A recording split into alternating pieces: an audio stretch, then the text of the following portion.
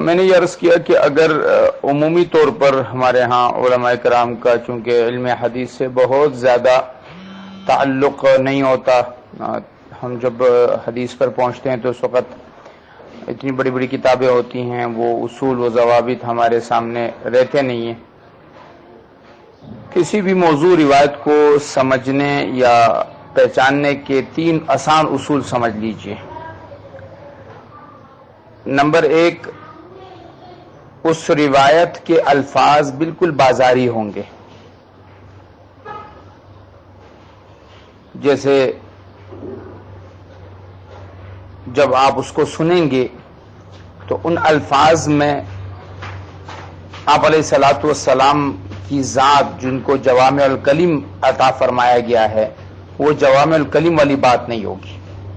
قصہ گو الفاظ جو قصہ بیان کرنے والے لوگ ہوتے ہیں ان کا انداز ہوگا کہ جس میں لوگوں کو رلانا مقصود ہوتا ہے۔ جیسے ایک واقعہ آتا ہے، بہت سارے لوگوں نے اس کو بالکل صحیح بنا کر پیش کیا ہے، اور ہم نے پتہ نہیں ممبروں سے بھی سنا ہے کہ آپ علیہ الصلوۃ والسلام باہر تشریف لائے اور آپ علیہ الصلوۃ والسلام نے صحابہ سے فرمایا کہ دیکھو اگر میں نے زندگی میں کبھی کسی پر ظلم کیا ہے تو آج مجھ سے بدلہ لے لو۔ تو ایک صحابی کھڑے ہو گئے اور انہوں نے اللہ کے نبی سے عرض کیا کہ یا رسول اللہ، آپ نے مجھے ایک مرتبہ مارا تو میں اس وقت آپ سے بدلہ نہیں لے سکا۔ آپ سامنے فرمایا ڈنڈا دے دو، تو وہ ڈنڈا دیا گیا، وہ کوڑا دیا گیا، آپ السلام کھڑے ہو گئے۔ اب صحابہ جو ہے وہ چیخ پڑے کہ یا رسول اللہ، ہم تیار ہیں اس کے لیے، بھئی مجھے سزا دے دو، اللہ کے نبی کو چھوڑو۔ یہ الفاظ ہے، یہ قصے ہیں۔ اور صحابی نے عرض کیا کہ یا رسول اللہ، میری پیٹھ پر کپڑا ہے۔ اب اللہ کے نبی نے پیٹھ کو سے کپڑا اٹھایا تو وہ صحابی آپ علیہ الصلوۃ والسلام کے جسم سے چمٹ گئے، چومنے لگے، کہنے لگا یا رسول اللہ، میں تو چاہتا تھا کہ آپ کے جسم سے ایسے چمٹ لوں، چوم لوں۔ اب یہ روایت بڑی مشہور ہے لیکن یہ من گڑت ہے، موضوعات میں سے ہے۔ تو قصہ گو الفاظ ہوں گے، جیسے اب یہ روایت ہے، پورے قصہ ہے، لوگوں کو رلانا۔ حضور صلی اللہ علیہ وسلم کے بعد جبریل آئے، وہ رونے لگے، یا رسول اللہ کیوں رو رہے ہیں، اور یہ رو رہے ہیں۔ یہ الفاظ ہے، یہ پہچان ہوگی۔ جیسے ہمارے بزرگ کے بارے میں آتا ہے نا کہ وہ کہتے تھے اس سے حدیث کا نور نہیں آتا، یہ نور سمجھنا چاہیے۔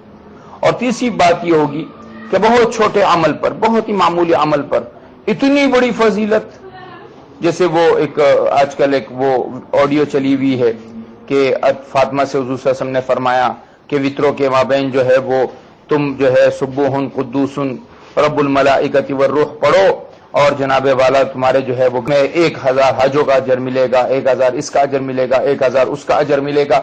حالانکہ یہ روایت من گڑت ہے۔ اسی طرح سے ایک وہ جو روایت آج کل چلی ہوئی ہے کہ بھئی جو آدمی گھر میں سنتیں پڑھ کے پھر گھر کی طرف چلتا ہے، مسجد کی طرف چلتا ہے، اس کو 3 چیزیں ملیں گی۔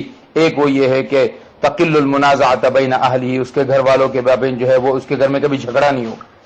تو یہ روایتیں بہت ہی معمولی عمل، ایک عام نارمل عمل ہو اور اس پر اتنی بڑی فضیلت کو ذکر کیا جائے کہ جو عقل سے باہر ہو، تو پھر علماء امت جو ہے وہ اس کے اوپر ان کے کان کھڑے ہو جاتے، کہتے بھائی یہ روایت دیکھو اس میں کہیں نہ کہیں گڑبڑ ہے۔